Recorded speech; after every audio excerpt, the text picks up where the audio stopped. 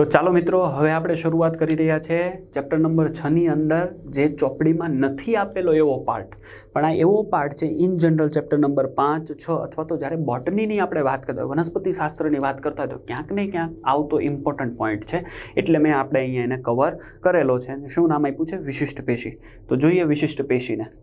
તો શરૂઆત કરીએ છીએ. સૌથી પહેલી વિશિષ્ટ પેશી જેને આપણે કીધું છે લેટેક્સ અથવા તો ક્ષીર કીધું છે. તમે ઘણી વખત વનસ્પતિ જોઈ હશે કે જે વનસ્પતિ છે એના જે પર્ણ છે એને તોડવામાં આવે તો એના જે પર્ણ છે એના ભાગને અથવા તો પ્રકારના ભાગને તમે તોડો એટલે એમાંથી ચોક્કસ પ્રકારનું વ્હાઇટિશ કલરનું દ્રવ્ય નીકળતું હોય.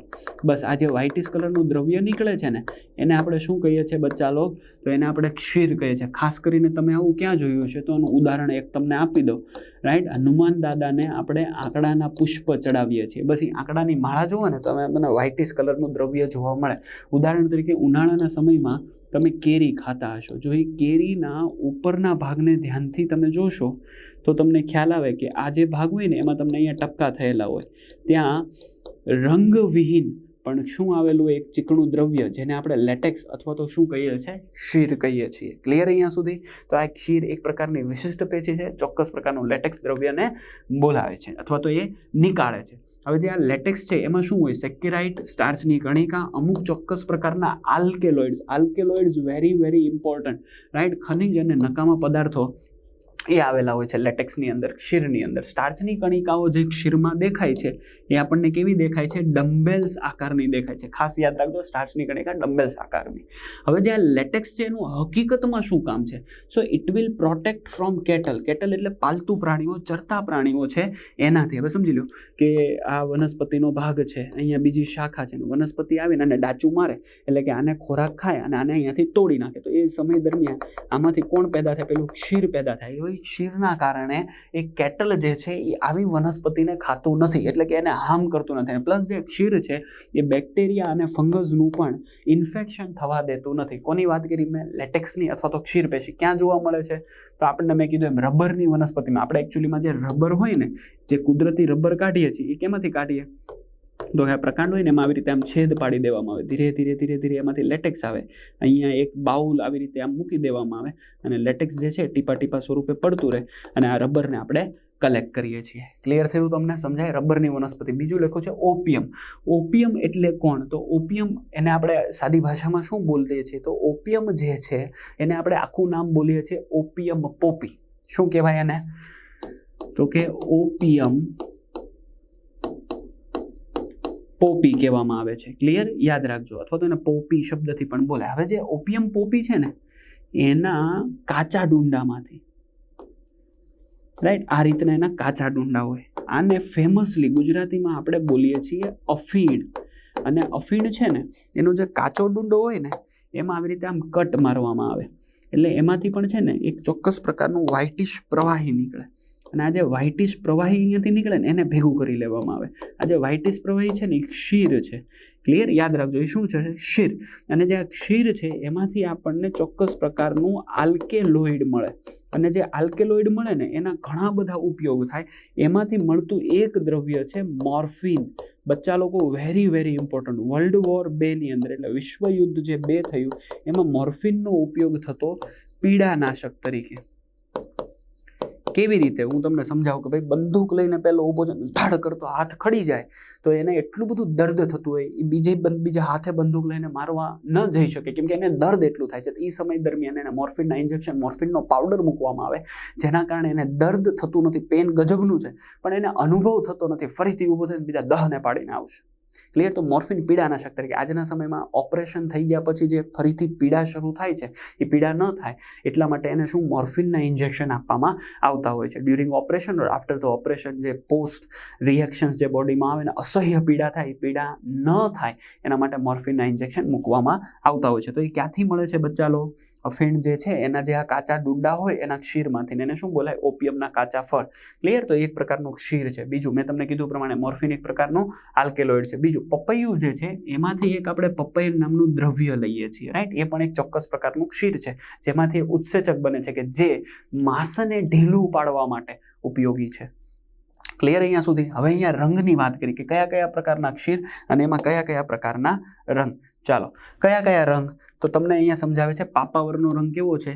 ઘેરા કથ્થાઈ રંગનું છે. પાપાવર એટલે એક ચોક્કસ પ્રકારનું અફીણ જ કહેવાય છે, રાઈટ. બીજું લખ્યું છે આર્જીમોન. આર્જીમોનનો રંગ પીળા પ્રકારનો છે. સોંક્રસ અને કેળામાં જે ક્ષીર છે એ રંગવિહીન હોય છે. ક્લિયર અહીંયા સુધી? ફરીથી જોઈ લો. સોંક્રસ અને કેળામાં કેવું છે? રંગવિહીન છે, લખી નાખજો. આર્જીમોનમાં પીળા રંગનું છે અને પાપાવરની અંદર ઘેરા કથ્થાઈ રંગનું ક્ષીર હોય છે, રાઈટ. આ માત્ર તમારી ઇન્ફોર્મેશન માટે છે, રાઈટ. તો અલગ અલગ પ્રકારના ક્ષીર અને અલગ અલગ પ્રકારના રંગ, જેમ કે કેળ હોય ને, કેળ એમાંથી પણ ચોક્કસ પ્રકાર, કેળને તમે તોડો એટલે એમાંથી ચોક્કસ પ્રકારનું પાણી રિલીઝ થતું હોય છે. એમની અંદર જે ક્ષીર હોય એ કેવું હોય? રંગવિહીન હોય છે, રાઈટ. ઘણા લોકો કેળના પાણીનું સેવન પણ કરતા હોય છે. ક્લિયર? ચાલો, તો એક વિશિષ્ટ પેશીમાં મેં તમને કઈ પેશી સમજાવી? ક્ષીર પેશી સમજાવી. બીજી પેશી આપણે જોઈ લઈએ, જેને કહેવાય મધુ ગ્રંથિ. એટલે વનસ્પતિ જે છે એની અંદર આવેલી એક ચોક્કસ પ્રકારની ગ્રંથિ, ચોક્કસ પ્રકારના કોષોનો સમૂહ કે જે પોતાનામાંથી શું કરે છે? કંઈક દ્રવ્યને રિલીઝ કરે છે. એનું નામ આપ્યું છે મેં મધુ ગ્રંથિ, રાઈટ. હવે આ મધુ ગ્રંથિ ખાસ કરીને શું કામ હોય? કીટકોને આકર્ષવા, કીટકોને ખાવા માટે નહીં, કીટકોને આકર્ષવા. કારણ કે વનસ્પતિમાં કઈ ઘટના થઈ શકે? પરાગ નયનની ઘટના થઈ શકે, એટલા માટે. બીજું લખ્યું છે પાચક ગ્રંથિ. શું વાત કરો સર? પાચક ગ્રંથિ? યસ, વનસ્પતિની અંદર પાચક ગ્રંથિ હોય. અમુક વનસ્પતિ એવી છે કે જેને પ્રાણીજ પ્રોટીનની જરૂર પડતી હોય અને એટલા માટે એ પોતાનામાં એવા ચોક્કસ પ્રકારના અનુકૂલનો દર્શાવે, જેના કારણે થઈને એમને શું કરે છે? પ્રાણીજ પ્રોટીન. એટલે કે આની અંદર સમજી લો કીટકો જાય એટલે અહીંયા બેઠેલું જે લિક્વિડ હોય એ લિક્વિડની અંદર એ ફસાઈ જાય. વનસ્પતિ જે છે એ આ મચ્છરને અથવા તો એમાં આવતા જે કીટકો છે એને પોતે ગળી જશે, પોતે ખાઈ જશે અને ધીરે ધીરે એનું વિઘટન કરશે અને એમાંથી નીકળતા દ્રવ્ય પ્રોટીન એ વનસ્પતિ જે છે પોતાના પોષણ માટે ઉપયોગ કરે. ખાસ કરીને નાઇટ્રોજનયુક્ત દ્રવ્ય. આનો પોઈન્ટ ઇમ્પોર્ટન્ટ છે ને. હું કોની વાત કરું છું? તો કે કળશપર્ણ. કળશપર્ણમાં તમને આવા પ્રકારની પાચક ગ્રંથિ અથવા તો પાચક ગ્રંથિના કોષો દેખાય, જેના કારણે બહારથી આવતા આવા કીટકોને શું કરે? મારશે, એને ખાઈ જશે અને એમાંથી પોતાના પ્રોટીન બનાવશે અથવા તો પોતાના પ્રોટીનને ડેવલપ કરશે. ક્લિયર અહીંયા સુધી?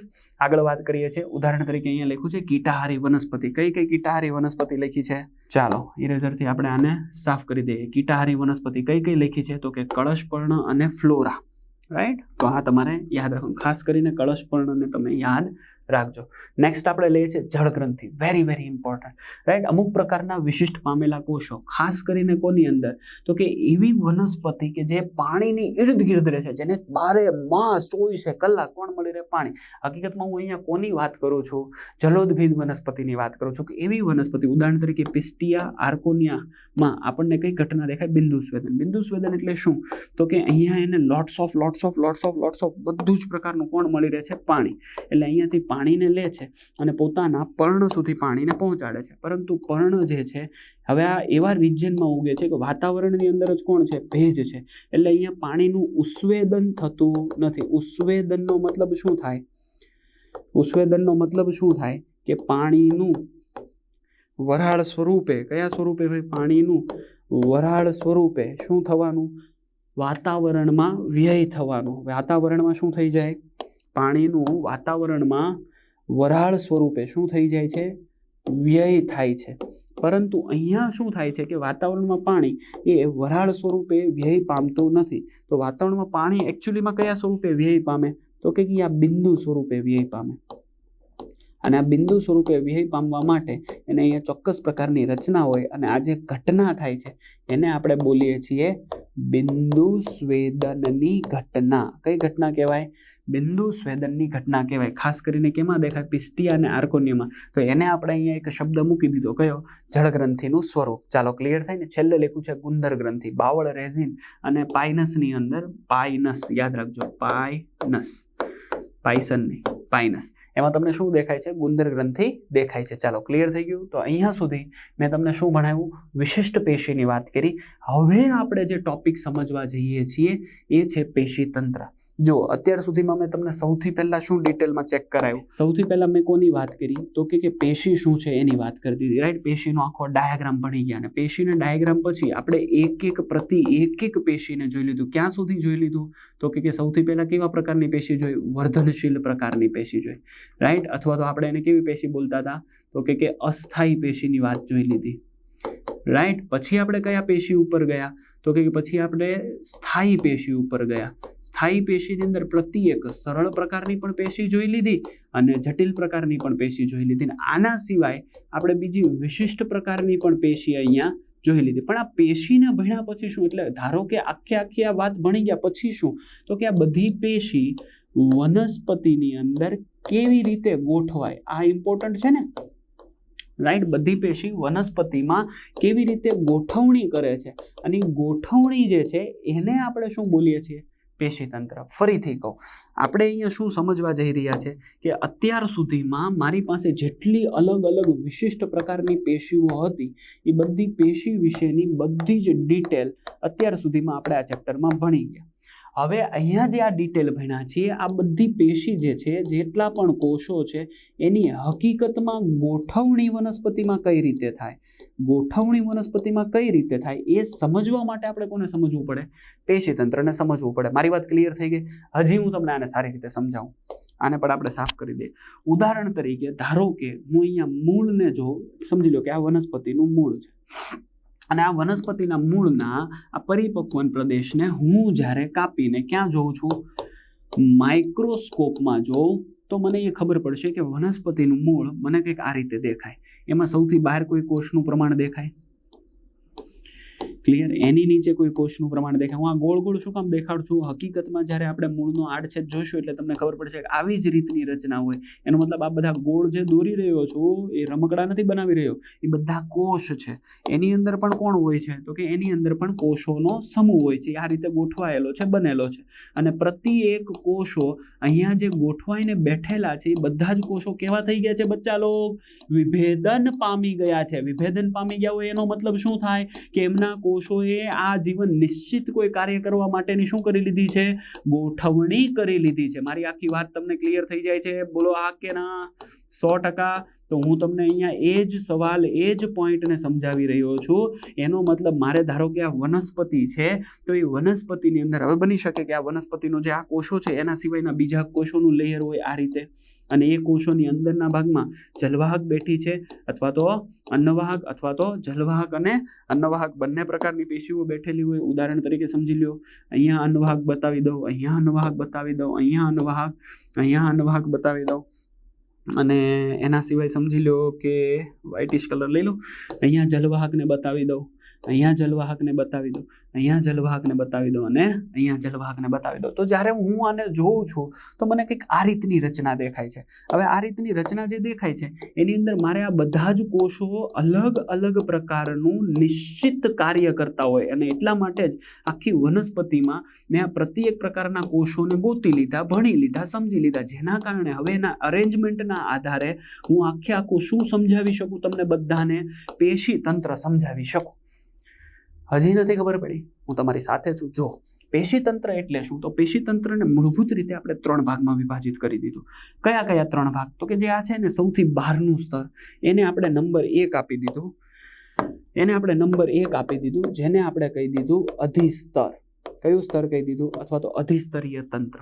બીજું જે છે કે જે વનસ્પતિને આધાર આપે છે, એટલે આપણે એને કહી દીધું આધારોતક તંત્ર અથવા તો આધાર તંત્ર.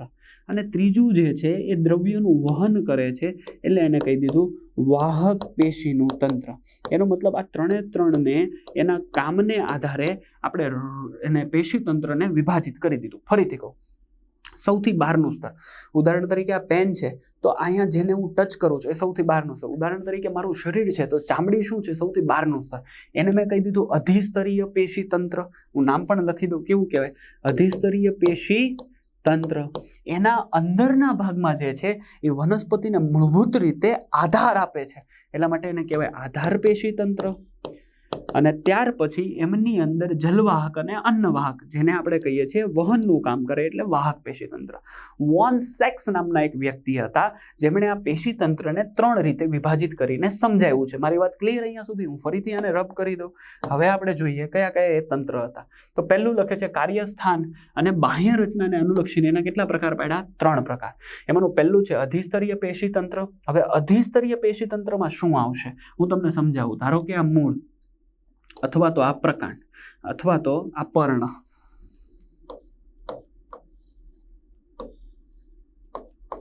ક્લિયર થાય? તો અધિસ્તરની અંદર કોણ આવશે? તો પ્રકાંડનું, જો આ ગ્રીન કલર કરું છું, સૌથી બહારનો ભાગ, એવરીવન, આ સૌથી બહારનો ભાગ બની શકે કે મૂળનો આ સૌથી બહારનો ભાગ જેમાંથી કોણ રિલીઝ થયા હોય? મૂળ રોમ. તો અધિસ્તરનો ભાગ એટલે મૂળની અંદર હોય તો આ મૂળનું અધિસ્તર. ક્લિયર? પ્રકાંડ હોય તો આ પ્રકાંડનું અધિસ્તર, એવરીવન. અને પર્ણ હોય તો પર્ણની આ ઉપરની સપાટી, આ પર્ણ હોય તો પર્ણની આ ઉપરની સપાટી અને પર્ણની આ નીચેની સપાટી, એને હું શું કહીશ? અધિસ્તર. એટલે આ ઉપરનું અધિસ્તર, ઉપરી અધિસ્તર, અને અહીંયા નીચેથી તો એને કહેવાનું નીચું અથવા તો અધ અધિસ્તર. ચાલો, મારી વાત ક્લિયર થાય છે? સમજાણી બધાને? હવે અહીંયા લખે છે અધિસ્તરીય પેશીતંત્ર. તમને આખી જ ખબર પડી ગઈ હશે. મૂળ, પ્રકાંડ અને પર્ણ. જોઈએ, સૌથી પહેલા મેં લખ્યું છે પ્રકાંડ રોમ. તો જે આ પ્રકાંડ હોય ને એનો જે આ બહારનો ભાગ છે ને એને આપણે ઝૂમ કરીને જોઈએ એટલે તમને આમાં કોણ મળી જશે? પ્રકાંડ રોમ, જે એક કોષીય પણ હોઈ શકે અને બહુકોષીય હોઈ શકે. અને પરોતંત્રની અંદર એટલે કે જે પ્રકાંડ છે એની અંદર મોટા ભાગે એ કેવા હોય છે? બહુકોષીય હોય છે. જે કયો ભાગ છે પ્રકાંડ રોમ શું છે? આને હું ઝૂમ કરીને સમજાવું તો આ સૌથી બહારનો ભાગ, એમાં આવેલા અધિસ્તરીય કોષો, એમાંના કોઈ કોષો હોય એ આ રીતે બહારના ભાગમાં આવેલા હોય, બહુકોષીય હોય, પાછા આ કોષો. સમજાય છે તમને? તો આ જે ભાગ છે એને આપણે શું કહીએ છીએ? તો એને આપણે પ્રકાંડ રોમ સ્વરૂપ પણ કહેવાય છે અથવા તો પ્રકાંડ રોમ કહેવાય. ક્લિયર? એક કોષી હોઈ શકે અને બહુકોષી હોઈ શકે. કોનો ભાગ થયો? પ્રકાંડના અધિસ્તરનો. એવી રીતે જુઓ, અહીંયા મૂળ રોમ છે એટલે આને હું ઝૂમ કરીને દેખાડું તો આ ભાગ, આ બધા અધિસ્તરના કોષો, એમાંનો એકાદો અધિસ્તરનો કોષ એ આ રીતે એલોબરેટ થાય અને મોટો બને છે. ક્લિયર થઈ ગયું તમને? સમજાય? જેને આપણે શું કીધું? મૂળ રોમનો કોષ. અને મૂળ રોમ પણ કોણ છે? તો કે એક પ્રકારનું અધિસ્તરીય કોષ છે. કોણ છે મૂળ રોમ? એક પ્રકારનું અધિસ્તર છે. ચાલો, મારી વાત ક્લિયર અહીંયા સુધી? ઓકે, આગળ વધીએ. મૂળ અને વાયુરંધ્ર જેવા બહિરુદ્ધ ભેદ હોય છે. તો જે અધિસ્તર છે એમાંથી જો આ ભાગ બહાર નીકળો, પ્રકાંડ રોમ, આ ભાગ બહાર નીકળે છે મૂળ રોમ. હું ફરીથી મૂળ રોમને હાઇલાઇટ કરું એટલે તમને ખ્યાલ આવે. જો આ ભાગ બહાર નીકળે છે એટલે આને શું કહેવાય? મૂળરોમ કહેવાય. મૂળરોમ અધિસ્તરના જ કોષોનો બહાર નીકળેલો ભાગ છે ને એટલા માટે શબ્દ વાપર્યો છે બહિરુદ્ધ ભેદ. અને વાયુરંધ્ર, આ પર્ણ હોય ને એમાં ઘણા બધા તમને શું દેખાય? વાયુરંધ્ર દેખાય. વાયુરંધ્ર શું છે? બહિરુદ્ધ ભેદ છે. આની વાત હું હમણાં ડિટેલમાં તમને સમજાવું. ક્લિયર? અધિસ્તરની બહારની બાજુએ મીણયુક્ત ક્યુટિકલ હોય જે પાણીના વ્યયને અટકાવે છે. હવે આને પણ આપણે સમજી લઈએ. અધિસ્તર એટલે હવે તમને ક્લિયર થવું જોઈએ નહીં. અધિસ્તરની બહારના ભાગે કોણ લખ્યું છે? મીણયુક્ત ક્યુટિકલ. બની શકે પ્રકાંડમાં હોય, બની શકે પર્ણમાં હોય, પરંતુ ક્યારેય પણ મૂળમાં આ ક્યુટિકલ હોતું નથી. મૂળમાં ક્યુટિકલ કેવું હોય? ગેરહાજર. કેમ? કેમ કે મૂળની અંદર જે અધિસ્તરના કોષો છે એ અધિસ્તરના કોષો કોને ખેંચવાના છે? પાણી વત્તા ખનિજ ક્ષાર. હવે જો ત્યાં જ ક્યુટિકલનું આવરણ હશે તો એ કોને નહીં ખેંચી શકે? પાણીને. કેમ કે ક્યુટિકલ પાણી માટે અવરોધરૂપ છે. એટલે મૂળની અંદર તમને ક્યુટિકલનું લેયર દેખાતું નથી. ક્લિયર થઈ જાય છે તમને મારી વાત? સમજાય છે? એના સિવાય આ પર્ણની ઉપર પાણીના વ્યયને અટકાવવા માટે કોણ હોય? ક્યુટિકલનું આવરણ હોય. ક્લિયર અહીંયા સુધી? આગળ વધીએ આપણે. વાયુરંધ્ર જે છે એ બાષ્પોત્સર્જન, વાત વિનિમય કરવા માટે ખૂબ જરૂરી છે. ક્લિયર? હવે હું તમને વાયુરંધ્રની વાત સમજાવું. કેમ કે મેં તમને કીધું ને હમણાં મારે તમને સમજાવવી પડશે. જુઓ, અહીંયા મેં તમને ઘણા બધા વાયુરંધ્ર તો દોરી દીધા. આ વાયુરંધ્રની વાત હવે અહીંયા સમજી લઈએ. હવે હકીકતમાં કેવા દેખાય? તો વાયુરંધ્ર છે ને આ રીતની રચના હોય. દ્વિદળી વનસ્પતિમાં વાયુરંધ્ર જે છે એ વાલાકારના હોય. અને આ જે વાયુરંધ્ર જે છે એની અંદર તમને હરિતકણ નામની રચનાઓ પણ દેખાય. એનો મતલબ એ પ્રકાશ સંશ્લેષણ પણ કરે છે. વાયુરંધ્ર જે છે એની અંદરની દિવાલ જે છે એટલે આ દિવાલ એ સખત રીતે જાડી હોય અને ઓછી સ્થિતિસ્થાપક હોય. જો હું એકદમ જાડી પાડી ભીમ જેવી દોરું છું. ક્લિયર? અને જે બહારની દિવાલ છે એ થોડીક ઓછી પતલી હોય અને એમાં સ્થૂલન હોય પરંતુ થોડું ઓછું. અંદરની દિવાલની સાપેક્ષે કેવું હોય બચ્ચાલો? ઓછું સ્થૂલન હોય. ચાલો, અહીંયા સુધીનું ક્લિયર થઈ ગયું. એવી જ રીતે અહીંયા. અને એમની વચ્ચે સેલ્યુલોઝિક તંતુઓ હોય. કયા તંતુઓ હોય? સેલ્યુલોઝિક તંતુઓ હોય. જો આ રીતે, અરીય રીતે આમ. ક્લિયર? અને વાયુરંધ્રનું કામ શું? તો કે વાયુરંધ્રનું એકમાત્ર કામ છે પર્ણની અંદર O2 CO2 ને લેવું. એટલે પહેલું વાયુ વિનિમય કરવાનું કામ, અને એના સિવાય બીજું કામ છે આમાંથી બાષ્પોત્સર્જન દ્વારા પાણીનો વ્યય. એનો મતલબ કે વનસ્પતિની અંદર પર્ણમાંથી પાણીનો વ્યય થાય કઈ ઘટના દ્વારા? બાષ્પોત્સર્જન. અને બાષ્પોત્સર્જન માટે કોનું ખુલ્લું રહેવું જરૂરી છે? વાયુરંધ્રનું. હવે તમે જે આ જે વ્હાઇટ કલરની લાઇનિંગ કરું છું એ એકચ્યુઅલીમાં કોણ છે? વાયુરંધ્ર છે. લ્યો, ક્લિયર? અને આવા પર્ણો ઉપર અસંખ્ય વાયુરંધ્ર હોય જેમાંથી O2 CO2 આપલે કરે અને પાણી વરાળ સ્વરૂપે નીકળે અને ઉષ્વેદનની ક્રિયા થાય. ચાલો, મારી વાત આખી તમને ક્લિયર થઈ ગઈ. દ્વિદળીની અંદર વાલાકારના હોય છે, જ્યારે એક દળીમાં એ કેવા હોય તો કે ડમ્બેલ્સ આકારના હોય છે. એક દળીમાં એ કેવા હોય છે તો કે ડમ્બેલ્સ આકારના આ રીતની રચના ધરાવતા વાયુરંધ્ર તમને જોવા મળે છે. ચાલો, ક્લિયર થઈ ગયું? સમજાય છે? હા કે ના? 100% અંદરની દિવાલ જાડી સ્થુલિત પામેલી હોય, બહારની દિવાલ થોડીક ઓછી સ્થુલિત પામેલી હોય. વાયુરંધ્ર ખુલે અને વાયુરંધ્ર બંધ થાય, O2 CO2 ની આપલે થાય. આ બધું જ મેં તમને અહીંયા સમજાવ્યું. મૂળરોમ તો અધિસ્તરનું રૂપાંતરણ છે, એક કોષીય છે અને મૂળના અધિસ્તરમાં દેખાય. એવી રીતે પ્રકાંડ, તો પ્રકાંડનું અધિસ્તર, એમાં પ્રકાંડ રોમ હોય, એક કોષીય હોઈ શકે, બહુકોષીય હોઈ શકે. પર્ણની વાત કરો તો પર્ણનું અધિસ્તર, એના ઉપર કોણ હોય? ક્યુટિકલનું આવરણ હોય, બાષ્પોત્સર્જનથી બચવા માટે, પાણીના વ્યયને અટકાવવા માટે. પરંતુ જ્યાં ક્યુટિકલ ના હોય, ક્યાં ન હોય? તો કે જે જગ્યા પર વાયુરંધ્ર છે, વાયુરંધ્રની અંદર આ જે વ્હાઇટિશ કલરનો ભાગ છે એ એકચ્યુઅલીમાં આ વ્હાઇટિશ કલરનો ભાગ છે એ એકચ્યુઅલીમાં વાયુરંધ્ર છે. તો સર આ તમે જે દોર્યું એ કોણ છે? તો એને આપણે હકીકતમાં બોલીએ છીએ બચ્ચા લોગ રક્ષક કોષો.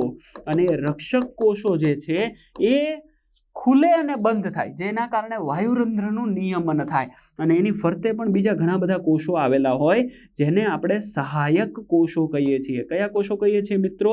સહાયક કોષો. જો અહીંયા લખું છું, સહાયક કોષો પણ કહેવાય. મારી વાત 100% ક્લિયર થઈ ગઈ. તો આ ત્રણે ત્રણ કોણ હતું? અધિસ્તરીય પેશીતંત્રનો ભાગ. અધિસ્તર એટલે હવે તમને ગેરંટી સાથે ક્લિયર થતું હશે. આગળ વધીએ છીએ આપણે. ક્લિયર? રક્ષકોષોની બહારની દિવાલ પાતળી અને અંદરની દિવાલ કેવી હોય? જાડી. એમાં હરિતકણની હાજરી અને વાયુરંધ્ર શું કરે? ખુલ્લા બંધ થવાનું નિયમન કરે. મેં તમને આખો પોઈન્ટ અહીંયા સમજાવી દીધો છે. ક્લિયર છે? હા કે ના? હવે જે રક્ષક કોષો જે છે અને સહાયક કોષો છે, હું આ પોઈન્ટ નીચે તમને ભલે નથી દેખાતો, હું એને ઉપર સમજાવું છું. રાઈટ? તમને અહીંયા ક્વેશ્ચન પૂછે છે વાયુરંધ્ર પ્રસાધન એટલે શું? હું અહીંયા લખી દઉં, વાયુરંધ્રનું પ્રસાધન એટલે શું? વાયુરંધ્ર પ્રસાધન કોનાથી બને? તો તમારે પહેલો પોઈન્ટ યાદ રાખવાનો છે. જો મેં તમને આ બે કોષો દેખાડ્યા, એને આપણે કયા કોષો કહેવાય? રક્ષક કોષો. અને રક્ષક કોષોની આજુબાજુમાં કયા કોષો હોય? રક્ષક કોષોની આજુબાજુમાં કયા કોષો હોય? જો આ કોષો. આને આપણે કેવા કોષો કહેવાય? સહાયક કોષો. કયા કોષો કહીએ છીએ? સહાયક કોષો. મારી વાત ખાસ ધ્યાનથી સમજજો. આને આપણે કેવા કોષો કહેવાય? તો કે સહાયક કોષો. એનો મતલબ સહાયક કોષો અને રક્ષક કોષો આ બંને જ્યારે ભેગા થાય ત્યારે શું બને? વાયુરંધ્ર પ્રસાધન. આપણે એનસીઆરટીમાં લખેલો પોઈન્ટ છે અને ઇમ્પોર્ટન્ટ પોઈન્ટ છે. ક્લિયર? બીજું, પ્રકાંડરોમ કેવા હોય? બહુકોષીય હોય, શાખિત અને અશાખિત. અને સખત અને ઘણી વખત પ્રકાંડરોમ જે છે, હું અહીંયા લખી દઉં બીજો પોઈન્ટ, ઘણી વખત પ્રકાંડરોમ જે છે એ સ્ત્રાવી પણ હોય. કેવા હોય? સ્ત્રાવી હોય. મારી વાત સાંભળજો, મેં નીચેની વાત કાઢી નથી, ભૂસી નથી. નીચેની એક લાઈન તમને વ્યવસ્થિત ભલે નથી દેખાતી, પણ મેં તમને સમજાવ્યું છે. યાદ રાખજો, પ્રકાંડરોમ છે, બહુકોષીય હોય, શાખિત અથવા અશાખિત હોય અને મોટા ભાગે અથવા તો ઘણી વખત કેવા હોય? પોતાનામાંથી દ્રવ્યનો સ્ત્રાવ પણ કરતા હોય છે. રાઈટ? પ્રકાંડ જે છે એ બાષ્પોત્સર્જન કરતા પાણીના વ્યયને અટકાવવામાં મદદરૂપ પણ છે. સિમ્પલ વાત છે, તમારે સમજવાની છે. તો અહીંયા મેં તમને ખાલી કોને પૂરું કર્યું? અધિસ્તરીય પેશીતંત્ર. મૂળનું અધિસ્તર, એવી રીતે પ્રકાંડનું અધિસ્તર અને પર્ણનું અધિસ્તર સમજાવ્યું. પર્ણના અધિસ્તર પર કોણ હોય? ક્યુટિકલનું આવરણ. વાયુરંધ્ર હોય, વાત વિનિમય અને બાષ્પોત્સર્જનનું કામ કરે. વાયુરંધ્રનું નિયમન કોણ કરે? રક્ષક કોષો કરે. દ્વિદળીના વાલ આકારના, એક દળીના ડંબેલ આકારના. અંદરની દિવાલ જાડી સ્થુલિત, બહારની દિવાલ ઓછી. હરિતકણની હાજરી, સેલ્યુલોસિક તંતુ હોય, ખોલ અને બંધ થાય. કોણ? વાયુરંધ્ર. વાયુરંધ્ર જે છે એ શું કરશે? વાત વિનિમયનું પણ કામ કરે, ઉષ્વેદનનું પણ કામ કરે છે. ચાલો, અહીંયા સુધીની વાત ક્લિયર થઈ ગઈ? હા કે ના? હવે આપણે પેશીતંત્રનો બીજો ભાગ સમજવાનો છે, જેને આપણે બોલીએ છીએ આધારોતક પેશીતંત્ર. અધિસ્તર એટલે હમણાં તમને જે ભણાવ્યું ને, અધિસ્તરીય પેશીતંત્ર અને વાહિપુલ. વાહિપુલની અંદર કોણ આવશે?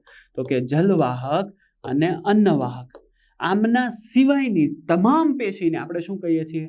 સરળ સ્થાયી પેશી, અથવા તો એને શું કહેવાય? આધાર પેશી રચના કહેવામાં, કેમ કે વનસ્પતિનો મૂળભૂત ફાઉન્ડેશન આધાર આપવાનું કામ કરે છે, રાઈટ? જલવાહક.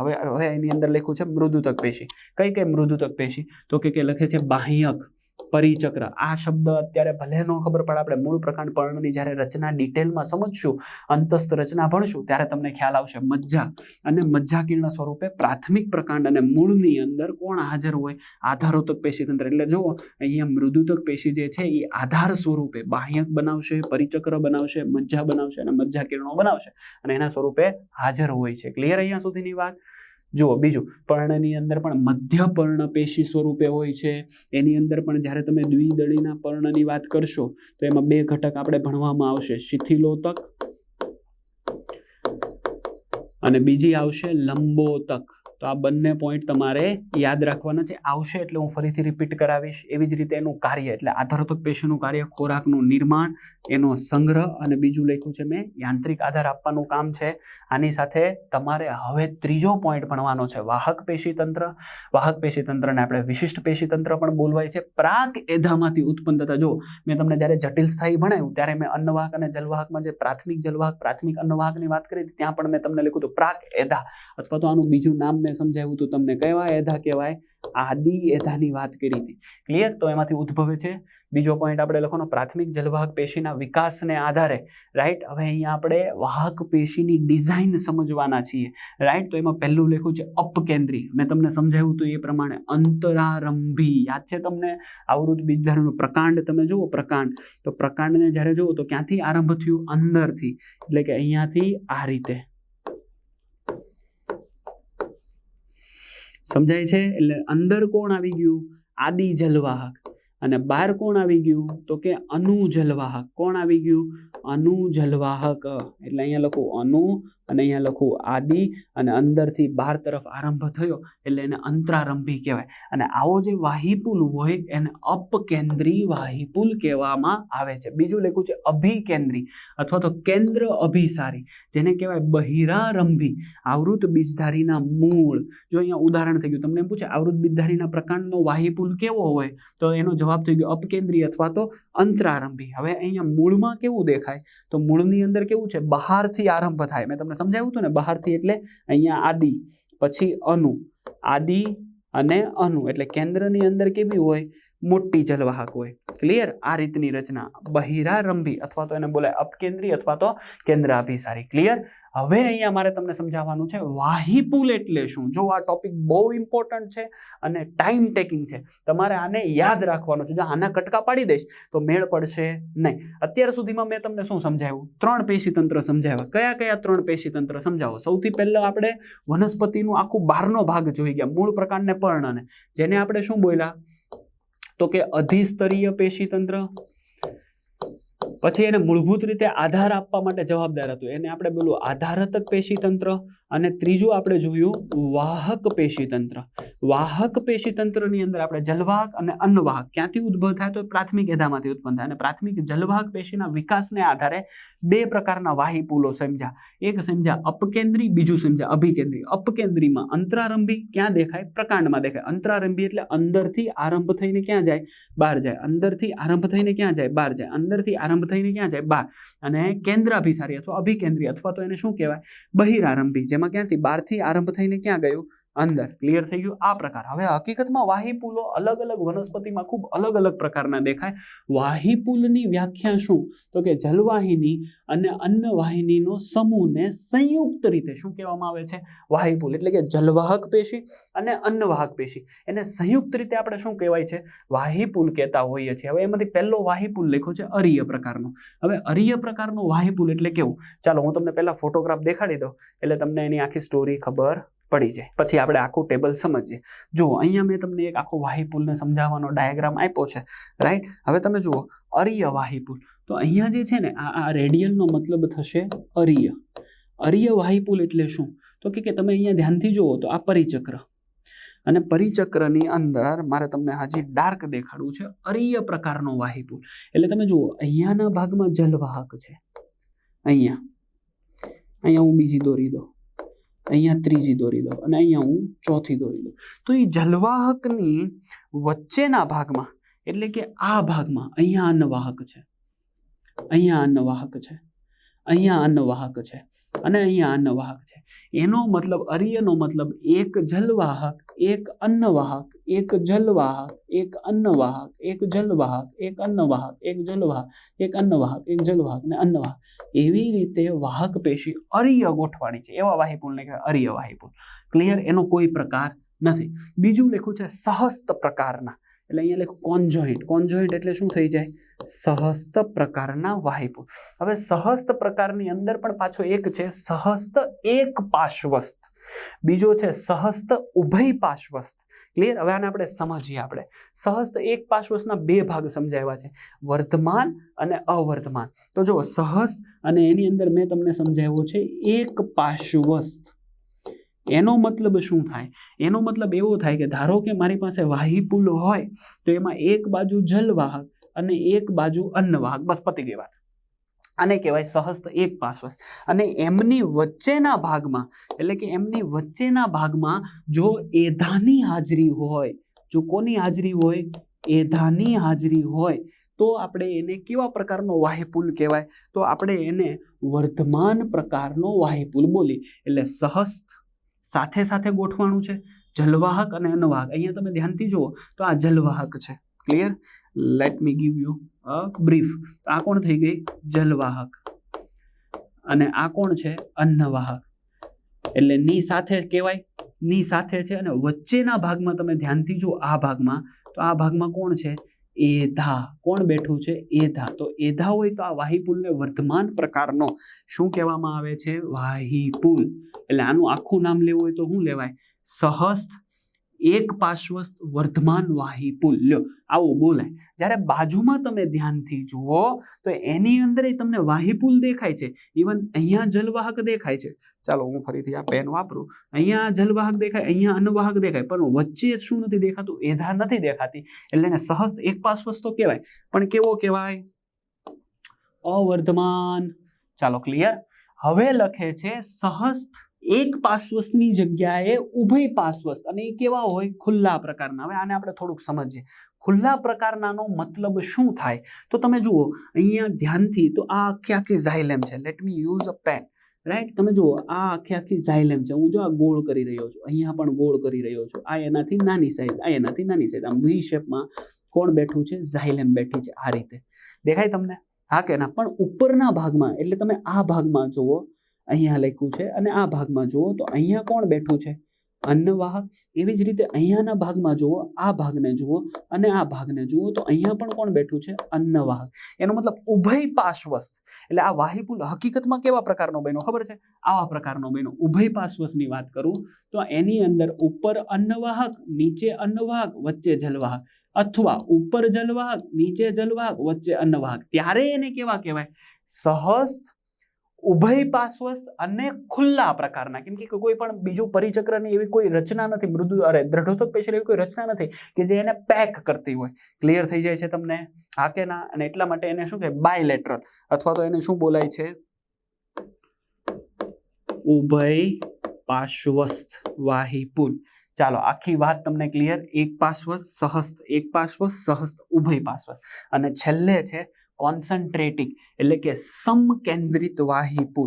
એટલે તમે જુઓ અહીંયા મેં તમને સમકેન્દ્રિતને સમજાવ્યું છે. સમકેન્દ્રિત વાહિપુલમાં શું હોય? તો કે સમજી લ્યો, બહારની તરફ જલવાહક, એટલે આ બહારની તરફ આ રિજન હું જે ગોળ કરી રહ્યો છું ત્યાં જો જલવાહક હોય તો અંદર કોણ ગોઠવાય? અન્નવાહક. અને બહાર જો અન્નવાહક હોય, અહીંયા હું તમને કહું કે બહાર જો અન્નવાહક ગોઠવાય તો મધ્યમાં કોણ ગોઠવાય? તો કે જલવાહક. એના આધાર ઉપર સમકેન્દ્રિત વાહિપુલો કહેવાય. રાઈટ? ફરીથી સમજાવું છું, સમજી લેજો કે જો જલવાહકની વાત કરીએ તો આ બહારની તરફ કોણ હોય? તો કે ધારો કે આ ભાગની હું વાત કરું, જો આ મેં આખું રાઉન્ડ કરી દીધું તો બહાર કોણ હોય? જલવાહક. તો અંદરના ભાગમાં કોણ ગોઠવાયેલું હોય? અન્નવાહક. એટલે અહીંયા કોણ ગોઠવાયેલું હોય? અન્નવાહક. હવે આનાથી ઉલટું, બહાર કોણ ગોઠવાયેલું છે? તો કે અન્નવાહક. કોણ ગોઠવાયેલું છે બચ્ચા લોગ? અન્નવાહક. તો વચ્ચે કોણ ગોઠવાયેલું હોય? તો કે જલવાહક. તો એના આધારે આખી વાહીપુલની વાત મેં તમને સમજાવી, રાઈટ? ફરીથી સમજાવી દઉં. કોની વાત આપણે સમજવી છે? તો કે વાહીપુલની વાત સમજવી છે. વાહીપુલનો મતલબ એટલે શું? તો મેં તમને સમજાવ્યું કે જલવાહક વત્તા અન્નવાહકનો જે કોષોનો સમૂહ છે એને આપણે શું કહીએ છીએ? વાહીપુલો કહીએ છીએ. એના આધારે સૌથી પહેલા મેં કીધું કાં તો અરીય હોય કાં તો સહસ્ત હોય. અરીયમાં જલવાહક અન્નવાહક, જલવાહક અન્નવાહકની વ્યવસ્થિત ગોઠવણી હોય, આખી 360 ડિગ્રી હોય એટલે એને અરીય કહેવાય. સહસ્તના 3 ભાગ, એક પાર્શ્વ, ઉભય પાર્શ્વ અને સમકેન્દ્રી. એક પાર્શ્વ એટલે ની બાજુમાં જલવાહક અને અન્નવાહક. જો વચ્ચે હોય, વચ્ચે એધાની હાજરી હોય તો એને આપણે શું કીધા? વર્ધમાન પ્રકારના કીધા. ને એધા ગેરહાજર હોય તો એને અવર્ધમાન પ્રકારના કહેવાય. ક્લિયર? તો વર્ધમાન, અવર્ધમાન. બાયલેટરલ એટલે કે ઉભય પાર્શ્વ, જેમાં ઉપર અન્નવાહક, નીચે અન્નવાહક, વચ્ચે કોણ દેખાણું? તો કે જલવાહક. અને આનાથી ઉલટું પણ થઈ શકે, ઉપર જલવાહક, નીચે જલવાહક ને વચ્ચે અન્નવાહક. અને બીજું છે સમકેન્દ્રિત એટલે કે જલવાહકની ફરતે અન્નવાહક અથવા તો અન્નવાહકની ફરતે જલવાહક. તો અહીંયા મેં તમને વાહીપુલની વાત પૂર્ણ કરી. અને હવે આપણે મૂળ, પ્રકાંડ અને પર્ણના અંતસ્થ રચના ઉપર જવું છે. ઠીક છે મિત્રો? ચાલો.